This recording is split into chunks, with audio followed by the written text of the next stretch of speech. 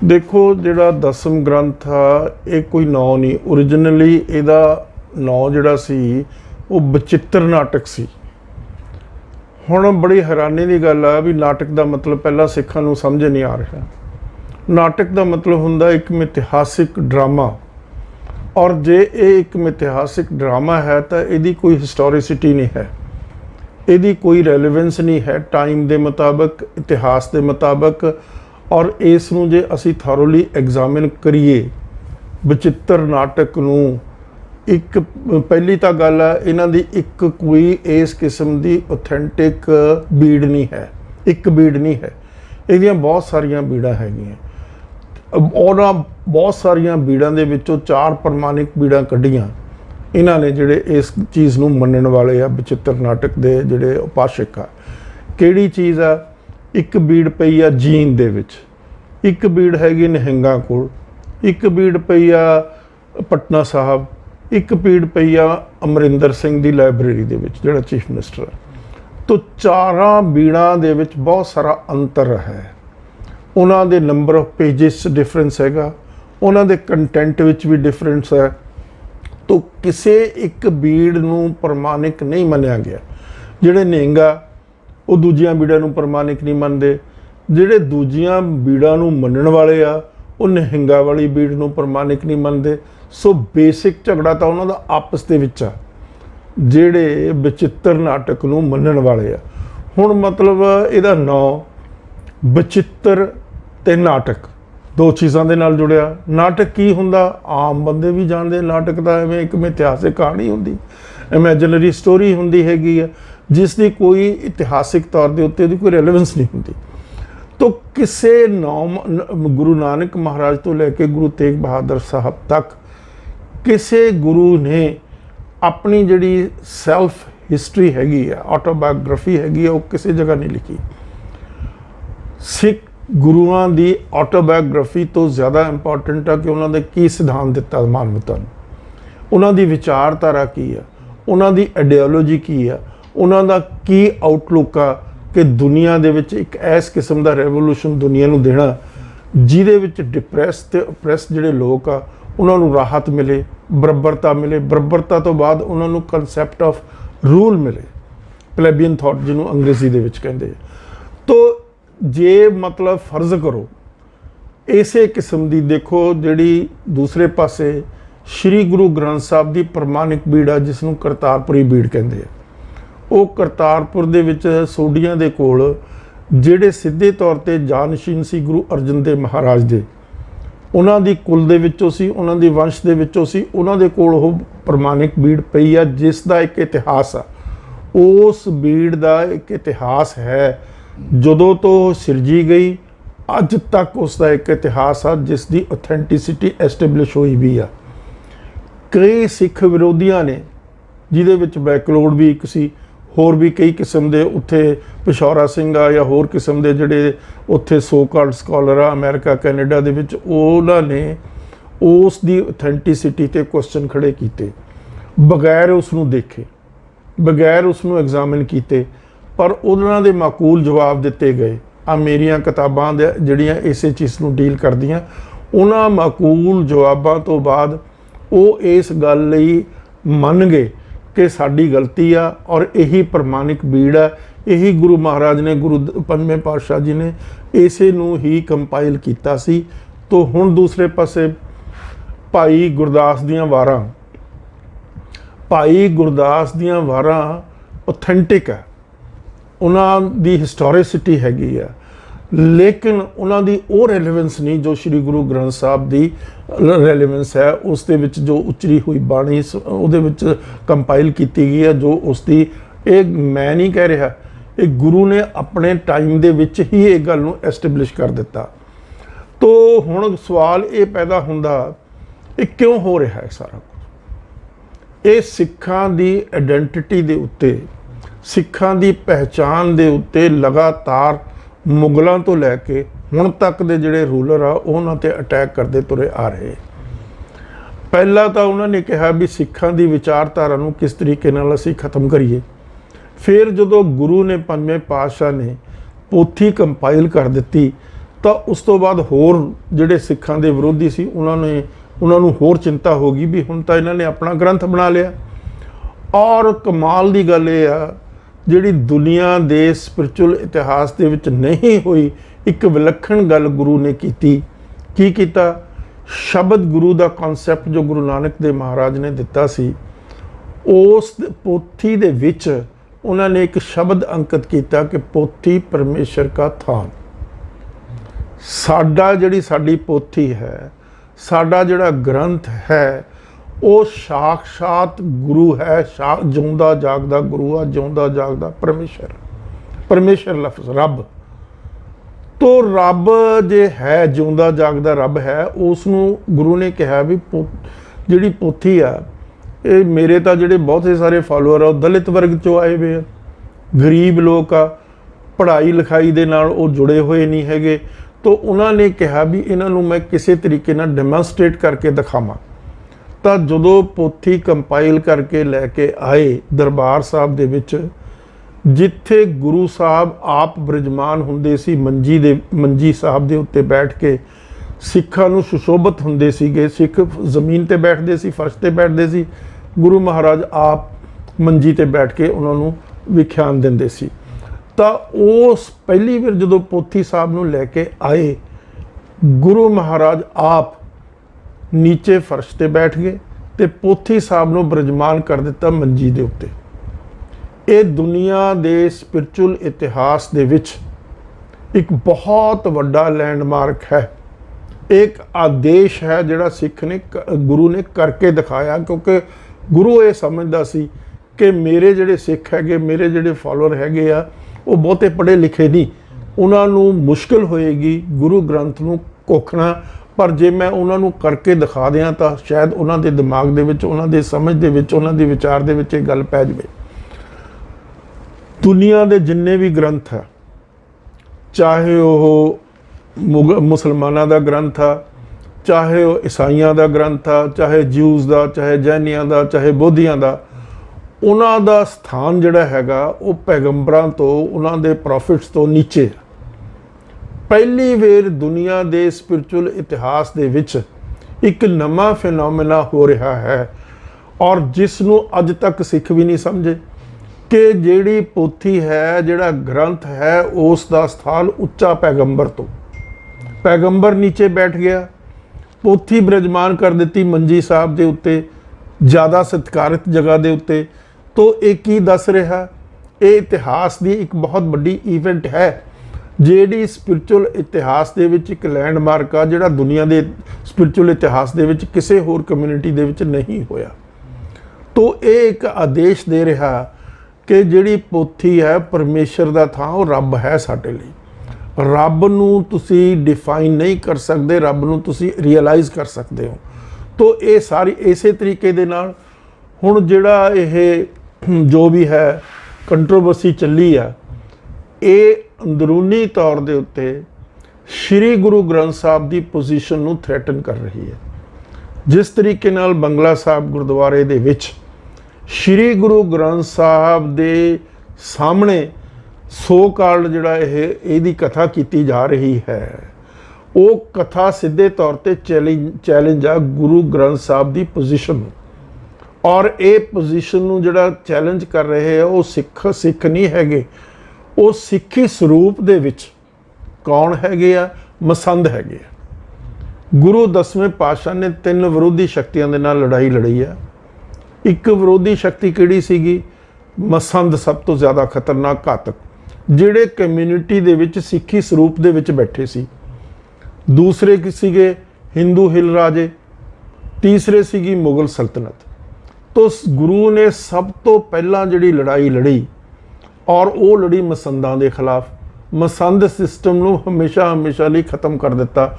ਪਰ ਗੁਰੂ ਨੂੰ ਇਸ ਗੱਲ ਦਾ ਅਹਿਸਾਸ ਸੀ ਕਿ ਮਸੰਦ ਉਸ ਵੇਲੇ ਤਾਂ ਖਤਮ ਹੋ ਜਾਣਗੇ, ਪਰ ਮਸੰਦਾਂ ਦੇ ਜਿਹੜੇ ਜਾਨਸ਼ੀਨ ਆ ਉਹ ਤਾਂ ਜਿਉਂਦੇ ਰਹਿਣਗੇ, ਕਿਉਂਕਿ ਉਹ ਸਵਾਰਥ ਨਾਲ ਬੱਝੇ ਵੇ, ਉਹ ਸਵਾਰਥ ਨਾਲ ਬੱਝੇ ਵੇ। ਹੁਣ ਬਚਿੱਤਰ ਨਾਟਕ ਦੀ ਕਥਾ ਜਿਹੜੀ ਹੋ ਰਹੀ ਹੈ, ਉਹ ਸਿੱਧੇ ਤੌਰ ਦੇ ਉੱਤੇ ਸ਼੍ਰੀ ਗੁਰੂ ਗ੍ਰੰਥ ਸਾਹਿਬ ਦੀ ਅਥਾਰਟੀ, ਸ਼੍ਰੀ ਗੁਰੂ ਗ੍ਰੰਥ ਸਾਹਿਬ ਦੀ ਪੋਜੀਸ਼ਨ, ਉਸ ਦੀ ਸੁਪੀਰੀਅਰਿਟੀ, ਉਸ ਦਾ ਜੋ ਲੈਵਲ ਹੈ, ਉਸ ਨੂੰ ਚੈਲੰਜ ਕਰਨ ਦੀ ਇੱਕ ਬਹੁਤ ਹੀ ਘਾਤਕ ਕਿਸਮ ਦੀ ਸਾਜ਼ਿਸ਼ ਹੈ। ਔਰ ਜਿਹੜੇ ਲੋਕ ਵਿਚਾਰੇ ਵਿਰੋਧ ਕਰ ਰਹੇ ਆ ਉਹ ਸਿੱਖੀ ਨੂੰ ਸਮਰਪਿਤ ਹੈ, ਉਹ ਸ਼੍ਰੀ ਗੁਰੂ ਗ੍ਰੰਥ ਸਾਹਿਬ ਨੂੰ ਸਮਰਪਿਤ ਹੈ ਔਰ ਉਹ ਸ਼੍ਰੀ ਅਕਾਲ ਤਖਤ ਸਾਹਿਬ ਨੂੰ ਸਮਰਪਿਤ ਹੈ। ਲੇਕਿਨ ਜਿਹੜੇ ਅੰਦਰ ਇਹ ਸਾਰੀ ਘਟਨਾਕ੍ਰਮ ਕਰਾ ਰਹੇ ਆ, ਸਿਰਸਾ ਹੈਗਾ ਜਿਹੜਾ ਦਿੱਲੀ ਗੁਰਦੁਆਰਾ ਮੈਨੇਜਿੰਗ ਕਮੇਟੀ ਦਾ ਪ੍ਰਧਾਨ ਆ, ਉਹ ਤਾਂ ਸਿੱਧੇ ਤੌਰ ਤੇ RSS ਤੇ BJP ਦੇ ਨਾਲ ਜੁੜਿਆ ਹੋਇਆ। ਇਸੇ ਤਰੀਕੇ ਦੇ ਹੋਰ ਕਾਲਕਾ ਜੀ ਆ, ਫਲਾਣਾ ਜੀ ਆ, ਤਿਮਕਾ ਜੀ ਆ, ਜਿਨ੍ਹਾਂ ਨੇ ਫੈਸਲਾ ਕਿਸਨੇ ਕਰਨਾ ਹੈ ਕਿ ਕਿਹੜਾ ਇਹ ਕੀ ਚੀਜ਼ ਬਚਿੱਤਰ ਨਾਟਕ ਹੈ, ਕੀ ਚੀਜ਼ ਫੈਸਲਾ ਵਿਦਵਾਨਾਂ ਨੇ ਕਰਨਾ, ਨਾ ਕਿ ਪ੍ਰਚਾਰਕਾਂ ਨੇ ਕਰਨਾ। ਤੋ ਦੁਨੀਆ ਦੇ ਇਤਿਹਾਸ ਦੇ ਵਿੱਚ ਇੱਕ ਇਸ ਕਿਸਮ ਦਾ ਗ੍ਰੰਥ ਸਾਖਸ਼ਾਤ ਜਿਉਂਦਾ ਜਾਗਦਾ ਗੁਰੂ, ਕਾਰਪੋਰੇਟ ਗੁਰੂ, ਔਰ ਉਸ ਦੀ ਅਥਾਰਟੀ ਨੂੰ ਇਸ ਤਰੀਕੇ ਨਾਲ ਬਿਲਿਟਲ ਕੇ ਅੰਗਰੇਜ਼ਾਂ ਨੇ ਵੀ ਕੋਸ਼ਿਸ਼ ਕੀਤੀ, ਮੁਗਲਾਂ ਨੇ ਵੀ ਕੋਸ਼ਿਸ਼ ਕੀਤੀ, ਅੱਜ ਦੇ ਜਿਹੜੇ ਰੂਲਰ ਆ ਉਹ ਵੀ ਕੋਸ਼ਿਸ਼ ਕਰ ਰਹੇ ਆ। ਉਹ ਕੰਟੀਨਿਊਟੀ ਹੈਗੀ ਹੈ। ਕਿਸ ਤਰੀਕੇ ਨਾਲ ਅੰਗਰੇਜ਼ਾਂ ਨੇ ਪਹਿਲੀ ਵਾਰ ਜਦੋਂ ਸਿੱਖ ਰਾਜ ਖਤਮ ਹੋਇਆ ਤਾਂ ਸਿੱਖ ਜਿਹੜੇ ਸਾਰੀ ਕਿੰਗਡਮ ਦੇ ਉੱਤੇ ਕਬਜ਼ਾ ਕਰਨ ਤੋਂ ਬਾਅਦ ਉਹਨਾਂ ਨੇ ਕੀ ਕੀਤਾ, ਜਿਹੜੇ 6 ਪ੍ਰਮੁੱਖ ਇਤਿਹਾਸਿਕ ਸਿੱਖ ਗੁਰਦੁਆਰੇ ਸੀ ਉਹਨਾਂ ਨੂੰ ਸਿੱਧੇ ਤੌਰ ਤੇ ਆਪਣੇ ਕਬਜ਼ੇ ਦੇ ਵਿੱਚ ਲੈ ਲਿਆ। ਉਹਨਾਂ ਨੇ ਨਾ ਕੋਈ ਪਹਿਲਾ ਮੰਦਿਰ ਕਬਜ਼ੇ 'ਚ ਲਿਆ, ਨਾ ਮਸਜਿਦ ਕਬਜ਼ੇ ਲਈ, ਕਿਉਂਕਿ ਸਿੱਖ ਜਿਹੜਾ ਗੁਰਦੁਆਰਾ ਹੈ, ਉਹ ਜਿਹੜੀ ਧਰਮਸ਼ਾਲ ਹੈ, ਉਸ ਦੀ ਜਿਹੜੀ ਆਇਡੈਂਟੀਟੀ ਹੈ ਉਹ ਵੱਖਰੀ ਆ ਮੰਦਿਰ ਦੇ ਨਾਲੋਂ, ਉਹ ਵੱਖਰੀ ਆ ਮਸਜਿਦ ਦੇ ਨਾਲੋਂ, ਉਹ ਵੱਖਰੀ ਆ ਗਿਰਜੇ ਦੇ ਨਾਲੋਂ, ਉਹ ਵੱਖਰੀ ਆ ਜੂਸ ਦੇ ਜਾਂ ਜੈਨੀਆਂ ਦੇ ਤੇ ਬੋਧੀਆਂ ਦੇ ਜਿਹੜੇ ਮੰਦਿਰ ਆ ਉਹਨਾਂ ਦੇ ਨਾਲੋਂ। ਕਿਉਂ ਵੱਖਰੀ ਹੈ?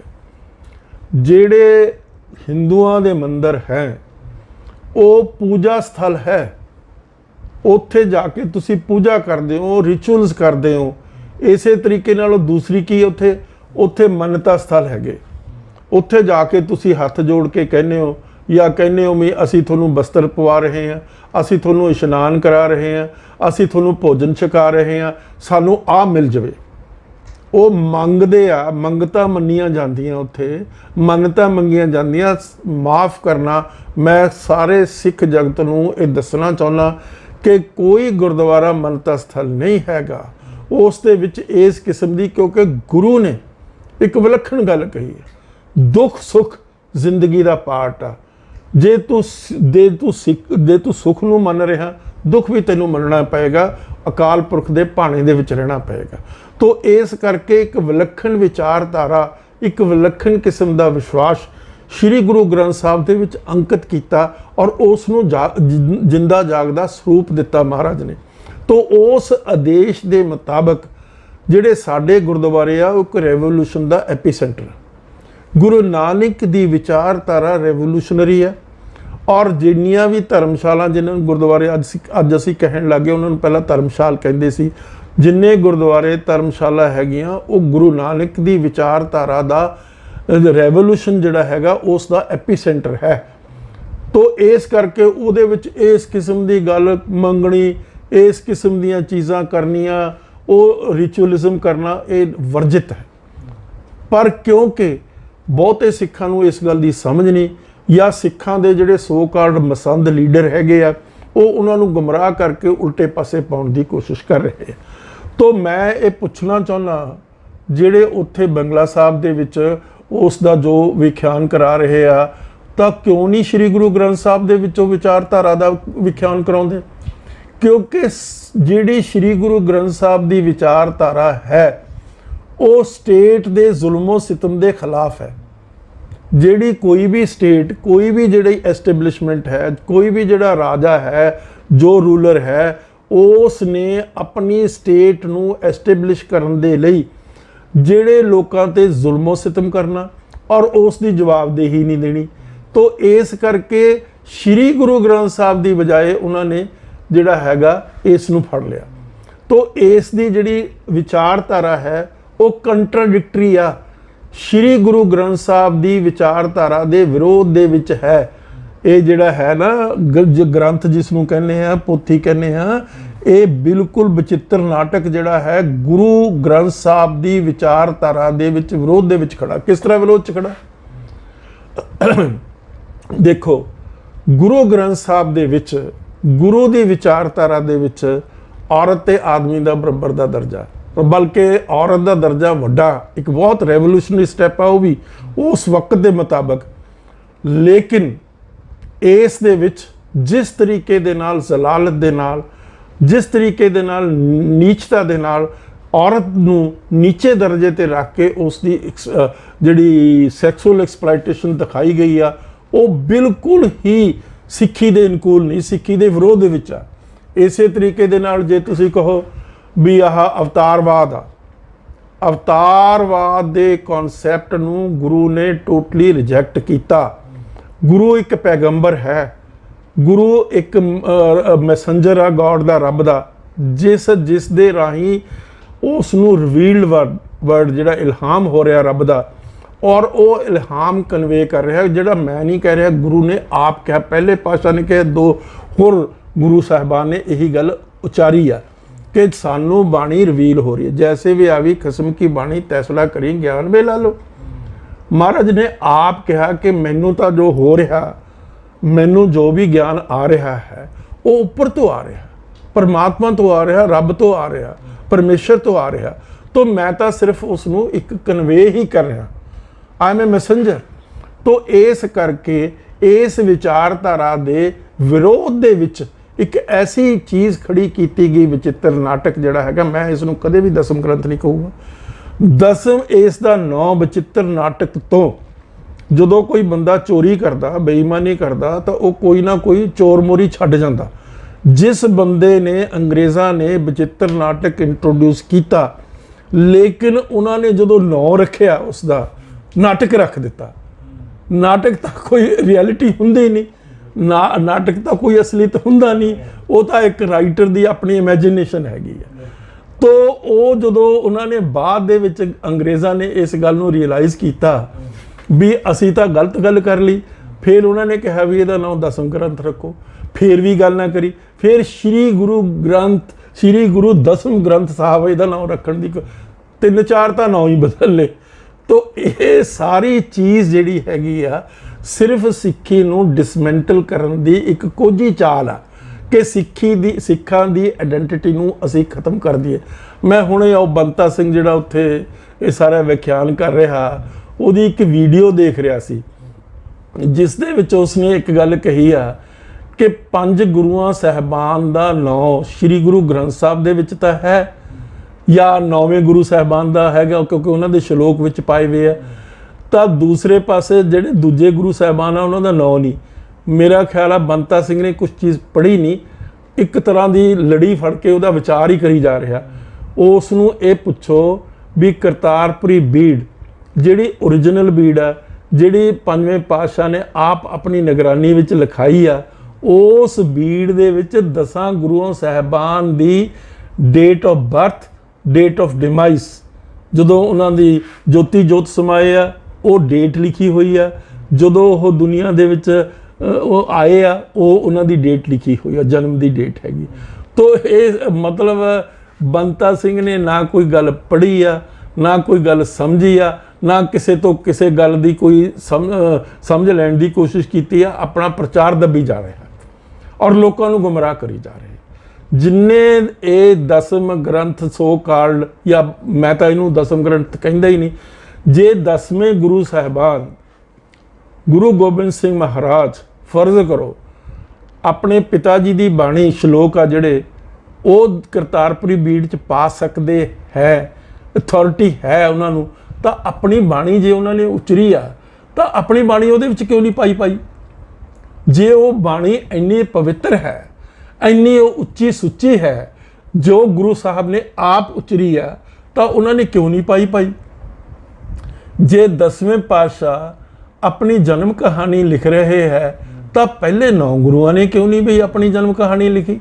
वो साखियाँ लिखियाँ गुरुओं ने आप नहीं लिखियाँ, गुरुओं के जिहड़े नेड़ले पैरोकार सी उन्होंने नहीं लिखियाँ। गुरुओं की मतलब ज्योति जोत समान तो 200, 150, 250 साल जिहड़ी जिन्नी भी गुरु नानक की बायोग्राफी हैगी आ वो लिखियाँ गई गुरु अर्जन के पीरियड दे विच। ये सारे दुनिया के जिहड़े इतिहासकार आ उन्होंने इस चीज़ को एस्टैबलिश किया। हुण तुहानूं मैं एक गल दसदा, ये हुण प्रचारक आ इन्हां नूं कुछ कह नहीं सकते, ना इन्होंने कोई किसी किस्म की गल नूं समझिया। जो भी इतिहास के कुछ पैरामीटर्स आ जिहड़े दुनिया ने एस्टैबलिश कीते आ, जिन्हां दे आधार दे उत्ते दुनिया के सारे मैन्यूस्क्रिप्ट है। मैन्यूस्क्रिप्ट होंदियां हत्थ लिखतां पुराणियां पुस्तकां, जिन्होंने इतिहासिक पुस्तकां तुसीं कहने हो, उन्हां दा एग्जामिनेशन का एक मैथडोलॉजी उन्होंने अडॉप्ट की गई है हिस्टोरियोग्राफी के मुताबिक। वो की मैथडोलॉजी है? वो कहिंदे आ भी पहलां जिहड़ी भी मैन्यूस्क्रिप्ट तुहाडे हत्थ विच आउंदी आ ਉਹਦੀ डेटिंग देखो, ये डेटिंग देखो भी किस पीरियड दे विच वो चीज़ लिखी गई है। ਜਿਹੜੇ ਅੱਜ ਕੱਲ੍ਹ ਕੈਮੀਕਲਸ ਇਸ ਕਿਸਮ ਦੇ ਬਣੇ ਹੋਏ ਆ ਜਿਨ੍ਹਾਂ ਨਾਲ ਥੋੜਾ ਜਿਹਾ ਉਸ ਮੈਨੂਸਕ੍ਰਿਪਟ ਦਾ ਥੋੜਾ ਜਿਹਾ ਕਾਗਜ਼ ਦਾ ਟੁਕੜਾ ਲੈ ਕੇ ਉਸ ਨੂੰ ਅੱਗ ਲਾ ਕੇ ਉਸ ਨੂੰ ਕੈਮੀਕਲੀ ਐਨਾਲਾਈਜ਼ ਕੀਤਾ ਜਾ ਸਕਦਾ ਵੀ ਇਹ ਪਾਰਟਿਕੂਲਰ ਇਸ ਪੀਰੀਅਡ ਦੀ ਆ, ਉਸ ਦੇ ਵਿੱਚ 20-30 ਸਾਲ ਦਾ ਫਰਕ ਪੈਂਦਾ। ਜੇ ਤੁਹਾਡੇ ਕੋਲ ਇਸ ਕਿਸਮ ਦੇ ਮੈਨੂਸਕ੍ਰਿਪਟ ਹੈਗੇ ਆ ਸੋ ਕਾਲਡ ਬਚਿੱਤਰ ਨਾਟਕ ਦੇ, ਤਾਂ ਉਹਨਾਂ ਨੂੰ ਤੁਸੀਂ ਐਨਾਲਿਸਿਸ ਕਰਕੇ ਦੁਨੀਆ ਦੇ ਸਾਹਮਣੇ ਰੱਖ ਦਿਓ ਵੀ ਉਹ ਗੁਰੂ ਗੋਬਿੰਦ ਸਿੰਘ ਮਹਾਰਾਜ ਦੇ ਪੀਰੀਅਡ ਦੇ ਨਾਲ ਟੈਲੀ ਕਰਦੇ ਆ ਕਿ ਨਹੀਂ।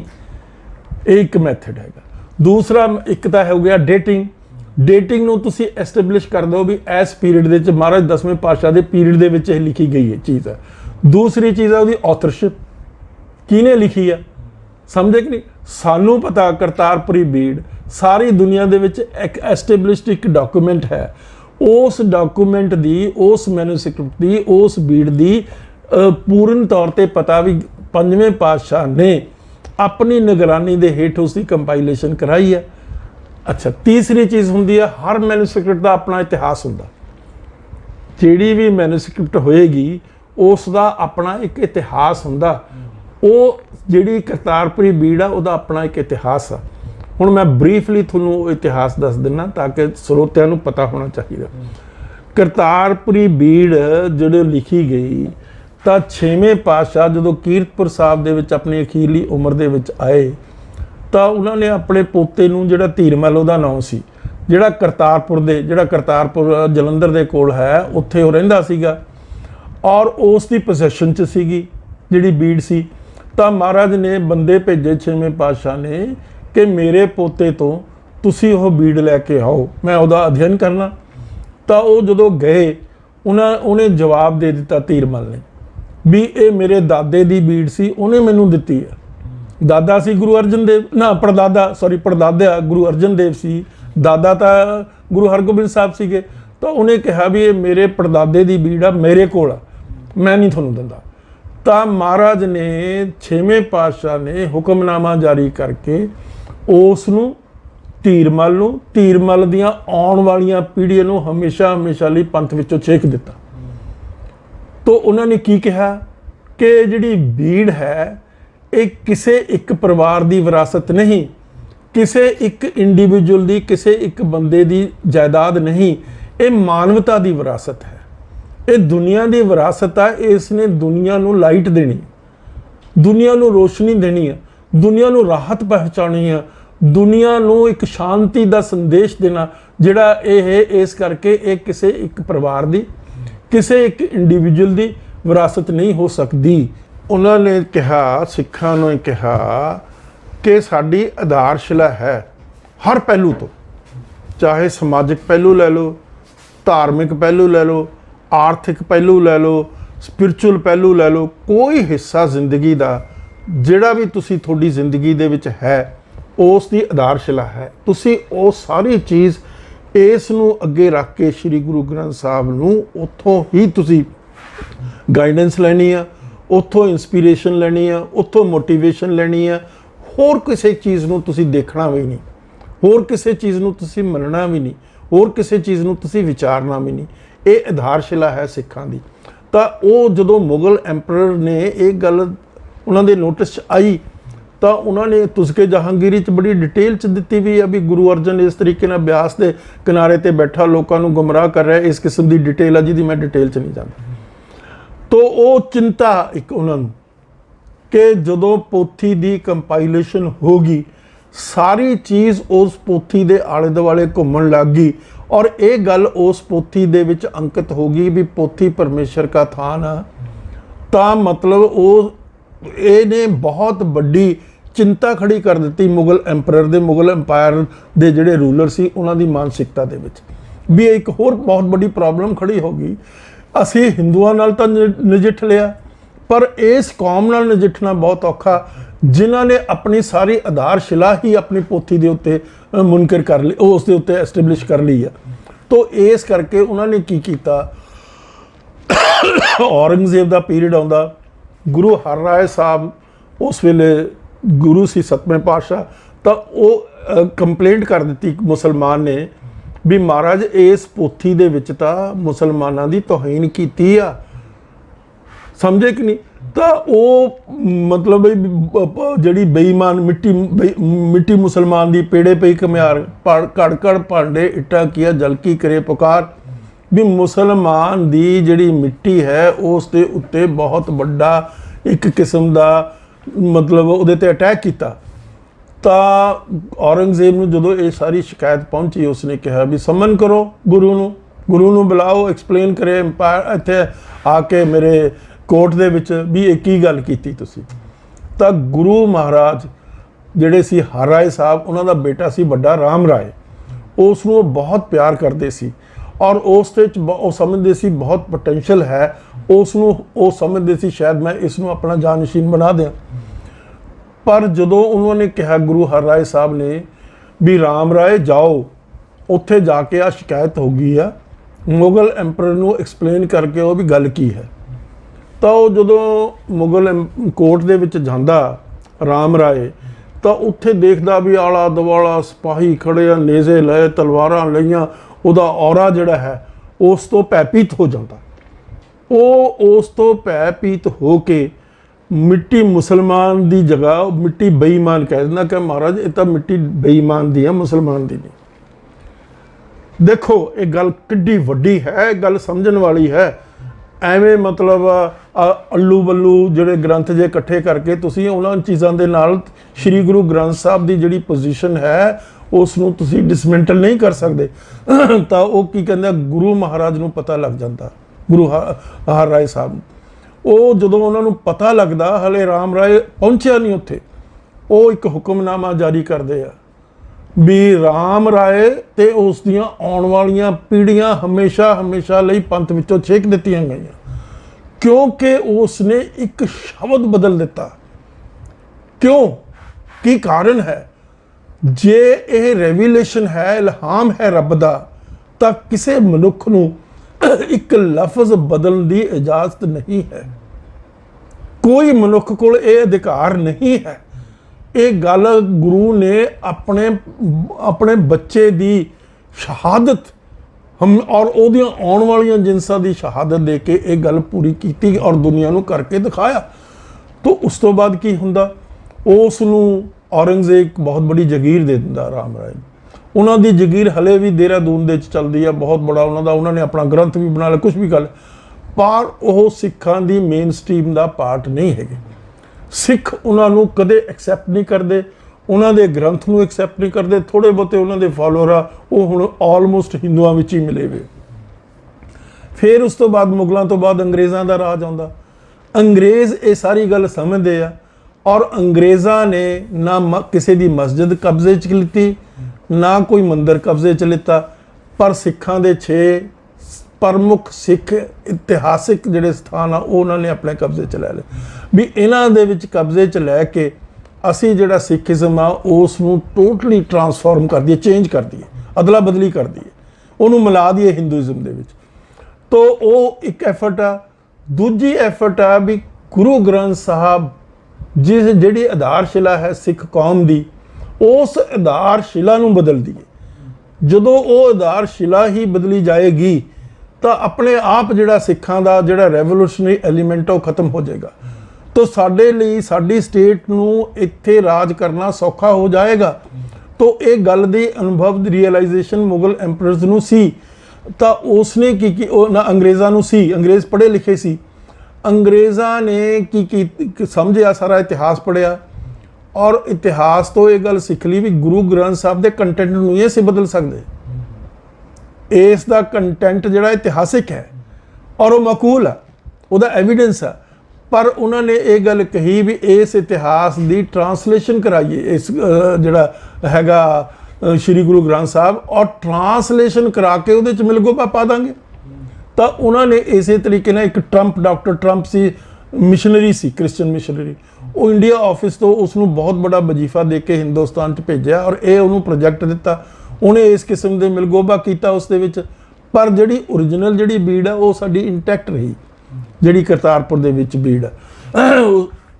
मैं तुहानूं दसना भुल गया कि जदों महाराजा रणजीत सिंह दा राज आया, उसने वो बीड़ मंगवा ली अपने कोल, करतारपुरी बीड़ है जिहड़ी, इतिहास है ना उसका, वो बीड़ मंगा के उस बीड़ दे विचों वो जिहड़ा उत्थे पाठी बिठाउंदे सी उसनूं, वो मतलब ग्रंथी जिहड़ा हुंदा सी वो वाक लैंदा सी, फिर वाक दा विख्यान करदे सी वो पाठी, फिर जिहड़ा राजा सी वो उत्थे अरदास करके अपने कोर्ट च जांदा सी। लाहौर च एक ऐसी जगह बनाई गई जिहड़ी सब तो उच्ची सी, जिथे वो पोथी नूं बिराजमान किया गया ताकि उस तो उपर कोई बिल्डिंग हो ही ना सके। उस वेले राजा सी, राज करदा सी। जदों रणजीत सिंह दा राज खत्म होया, अंग्रेज़ां ने वो जिहड़ी बीड़ सी वो भी अपने कोल लै ली। जिस तरह सारा रणजीत सिंह दा खजाना, मोती, हीरे जवाहरात, पैसे, वडमुलियां चीज़ां, उस तरीके नाल बीड़ भी उन्होंने अपने कोल है। फिर 1925 दे विच जदों श्रोमणी गुरुद्वारा प्रबंधक कमेटी बनी, उन्होंने अंग्रेज़ां नूं कहा भी देखो असी सिखां दे रिप्रजेंटेटिव हाँ, इलैक्टेड बॉडी हाँ, साडी जिहड़ी बीड़ साडी विरासत आ, सानू बीड़ दे दो। उन्होंने बीड़ दे दी। उस तो बाद की होया, जदों सिखां कोलों बीड़ आ गई तां जिहड़े सोढी सी, धीरमल दे जिहड़े जानशीन सी, उन्होंने लाहौर हाई कोर्ट दे विच अंग्रेज़ां दे पीरियड दे विच 1930 दे विच मुकदमा करता श्रोमणी गुरुद्वारा प्रबंधक कमेटी दे उपर, और वो मुकदमा करके उन्होंने कहा भी ये तो साडी जायदाद आ, साडी परसनल जायदाद आ, साडा परसनल विरसा है, गुरु अर्जन साडा एंसेस्टर सी, और तुसी उसनूं एग्जामिन कर लो। ਤਾਂ ਉਹ बीड़ फिर हैंडओवर कर दी 3 विद्वानों ਨੂੰ, ਜਿਹਦੇ 'ਚ ਭਾਈ ਜੋਤ ਸਿੰਘ ਇੱਕ ਸੀਗੇ। ਉਹਨਾਂ ਨੇ ਇੱਕ ਕਿਤਾਬ ਲਿਖੀ ਆ ਕਰਤਾਰਪੁਰੀ बीड़ ਦੇ ਦਰਸ਼ਨ, बड़ी मशहूर किताब है। तो होर भी बहुत किताबां लिखियां हुई उस दे उत्ते बीड़ दे उत्ते। तो वो फिर उन्होंने एग्जामिन करके कहा भी ये तो देखो जी इन्हां दी विरासत आ, क्योंकि गुरु अर्जन देव इन्हां दे वड्डे वडेरे सी, तो इस करके ये बीड़ इन्हां नूं ही मिलनी चाहिए।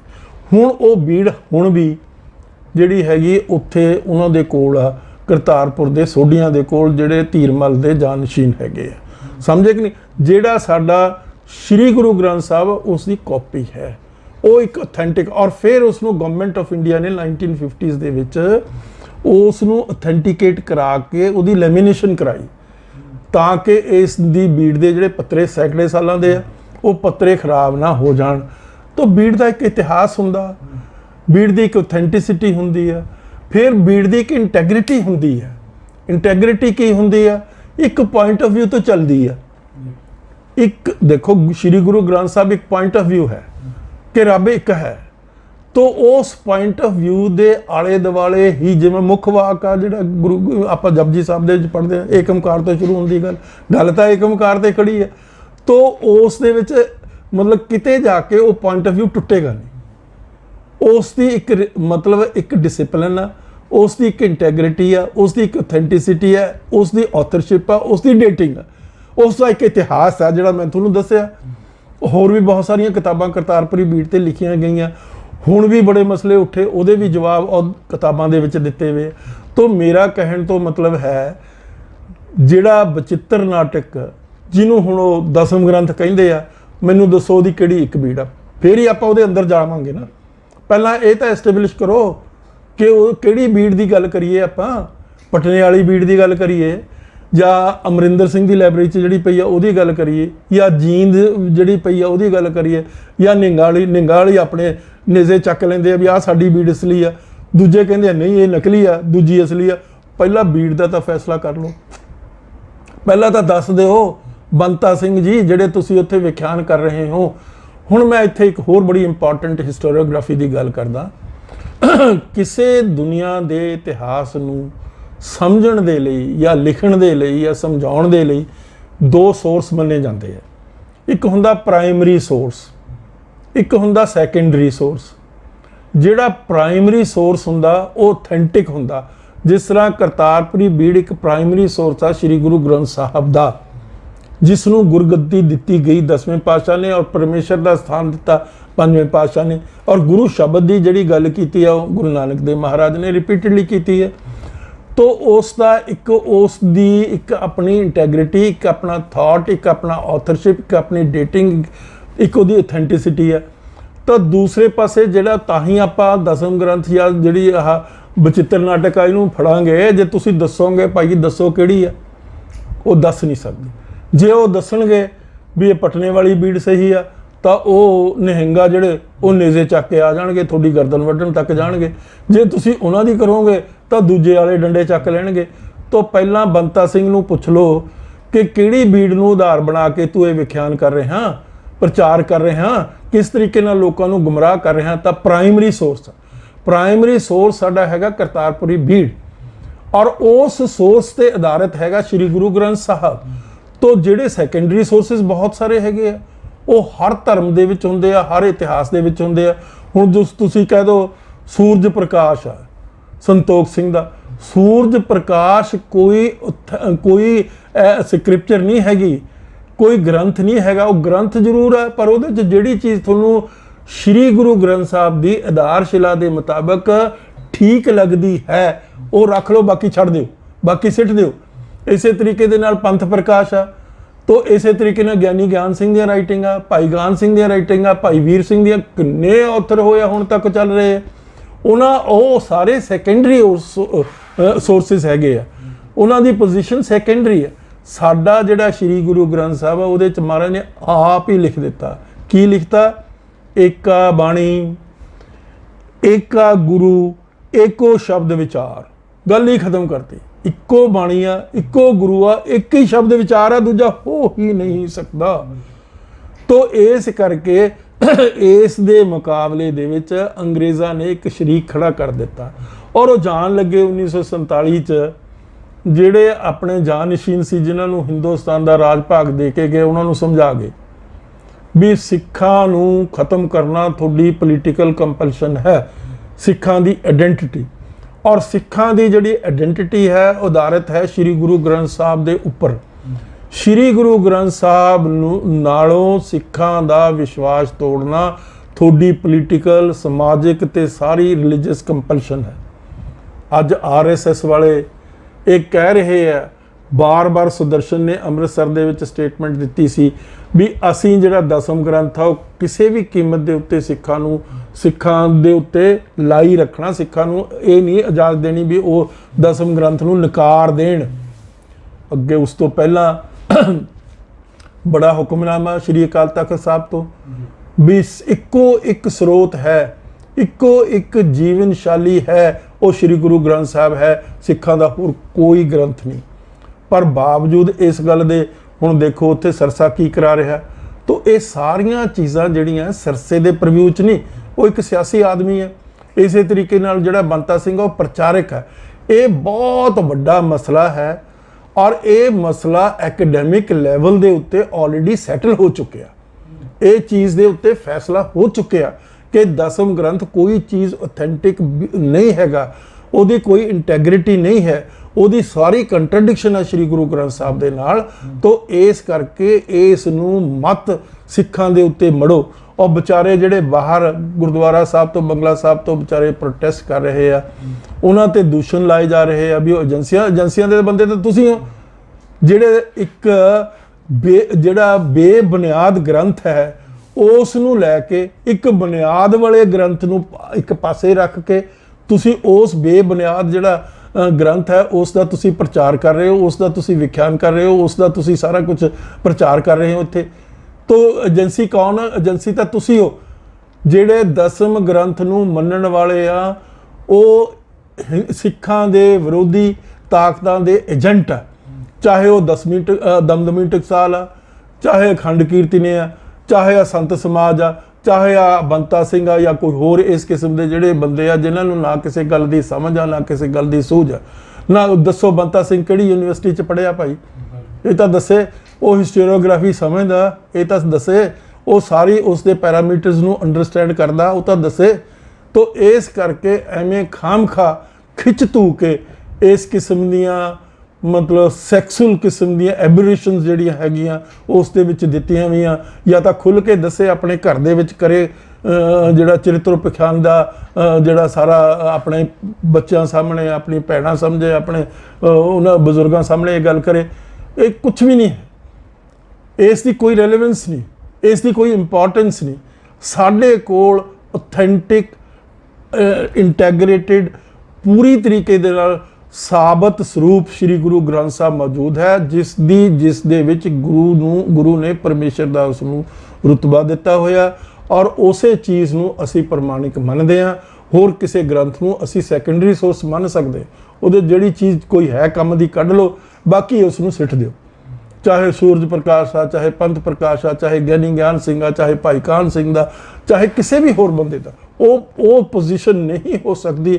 ਜਿਹੜੀ ਅਥਾਰਟੀ ਸ਼੍ਰੀ ਗੁਰੂ ਗ੍ਰੰਥ ਸਾਹਿਬ ਨੂੰ ਦਿੱਤੀ ਗਈ ਹੈ ਉਹ ਅਥਾਰਟੀ ਕਿਸੇ ਹੋਰ ਗ੍ਰੰਥ ਕਿਸੇ ਹੋਰ ਕਿਤਾਬ ਕਿਸੇ ਹੋਰ ਗੁਰੂ ਕਿਸੇ ਹੋਰ ਲਿਵਿੰਗ ਬੰਦੇ ਕੋਲ ਨਹੀਂ ਜੋ ਉਹ ਹੈ ਉਹ ਸਾਡਾ ਲਿਵਿੰਗ ਕਾਰਪੋਰੇਟ ਗੁਰੂ ਆ ਜ਼ਿੰਦਾ ਜਾਗਦਾ ਗੁਰੂ ਹੈ ਸੋ ਇਸ ਕਰਕੇ ਮੇਰੀ ਬੇਨਤੀ ਇਹੀ ਹੈ ਸਾਰੇ ਜਿਹੜੇ ਸਿੱਖ ਆ ਉਹਨਾਂ ਨੂੰ ਉਹ ਇਸ ਗੱਲ ਨੂੰ ਬੜੀ ਬਰੀਕੀ ਦੇ ਵਿੱਚ ਜਾ ਕੇ ਗੱਲ ਬੜੀ ਬਰੀਕ ਆ ਉਸ ਨੂੰ ਸਮਝ ਲੈਣ ਉਸ ਨੂੰ ਵਿਚਾਰ ਲੈਣ ਔਰ ਇਸ ਭੰਬਲ ਭੂਸਿਆਂ 'ਚ ਨਾ ਪੈਣ ਜਿਸ ਕਿਸਮ ਦੇ ਭੰਬਲ ਭੂਸੇ ਉੱਥੇ ਜਿਹੜਾ ਗੁਰਦੁਆਰਾ ਮੈਨੇਜਿੰਗ ਕਮੇਟੀ ਦਾ ਪ੍ਰੈਜ਼ੀਡੈਂਟ ਆ ਸਿਰਸਾ ਉਹ ਪਾ ਰਿਹਾ ਜਾਂ ਬੰਤਾ ਸਿੰਘ ਪਾ ਰਿਹਾ ਜਾਂ ਕੋਈ ਹੋਰ ਪਾ ਰਿਹਾ ਕੋਈ ਤੁਹਾਡਾ ਉਹ ਰਿਸ਼ਤਾ ਉਹਨਾਂ ਦੇ ਨਾਲ ਨਹੀਂ ਹੈ ਜਿਹੜੇ ਸ਼੍ਰੀ ਗੁਰੂ ਗ੍ਰੰਥ ਸਾਹਿਬ ਦੀ ਅਥਾਰਟੀ ਦੇ ਬਰਾਬਰ ਕਿਸੇ ਹੋਰ ਅਥਾਰਟੀ ਨੂੰ ਲੈ ਕੇ ਆ ਰਹੇ ਉਹ ਸਾਡੇ ਵਿਰੋਧੀ ਆ ਉਹ ਸਿੱਖੀ ਦੇ ਵਿਰੋਧੀ ਆ ਉਹ ਗੁਰੂ ਦੇ ਵਿਰੋਧੀ ਆ ਔਰ ਉਹਨਾਂ ਨੂੰ ਕਦੇ ਵੀ ਨਾ ਸੁਣੋ ਨਾ ਉਹਨਾਂ ਨੂੰ ਐਕਸੈਪਟ ਕਰੋ ਇੰਨੀ ਮੇਰੀ ਬੇਨਤੀ ਧੰਨਵਾਦ ਵਾਹਿਗੁਰੂ ਜੀ ਕਾ ਖਾਲਸਾ ਵਾਹਿਗੁਰੂ ਜੀ ਕੀ ਫਤਿਹ।